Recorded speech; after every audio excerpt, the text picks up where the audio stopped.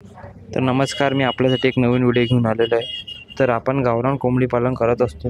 तर आज आपण गावरान कोंबडीला धूर देणार आहे। तर तुम्ही बघू शकता, आपण एक पिपा घेतला, त्या पन्नी व कागद पेटवलेले आहे। आता याच्यामध्ये आपण गौरी टाकूया। तर तुम्ही बघू शकता, आपण गौरी घेतलेली आहे। गौरी ही चांगल्या पद्धतीने पेटू द्यायची। गौरीचा धुप्पट हा कोंबड्यांसाठी चांगला असतो आणि ऑर्गॅनिक असतो।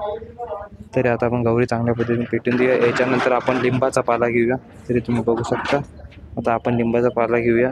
लिंबाचा पाल्याचा दुप्पट हा कोंबड्यांसाठी चांगला असतो, याच्यामुळे कोंबड्यांना बिमारी होत नाही। तरी तुम्ही बघू शकता, आता आपण लिंबाचा पाला चांगल्या पद्धतीने पेटून देऊया। लिंबाचा पाला चांगल्या पद्धतीने पेटल्यानंतर आता आपण त्यांना धूर देण्यासाठी घेऊन आलेलो आहे। तरी तुम्ही बघू शकता, कोंबड्या आपण बाहेर सोडलेले आहे आणि अंदर धूर देणं चालू आहे। धूर हा नेहमी संध्याकाळच्या टाईमला द्यावा। तर तुम्ही बघू शकता, कोंबड्याच्या अंदर पुरा दुप्पट चालला। आता आपण इथं कोंबडी आपण अंड्यावर बसवलेली होती, तिच्याजवळ धूर घेऊन आलेला आहे।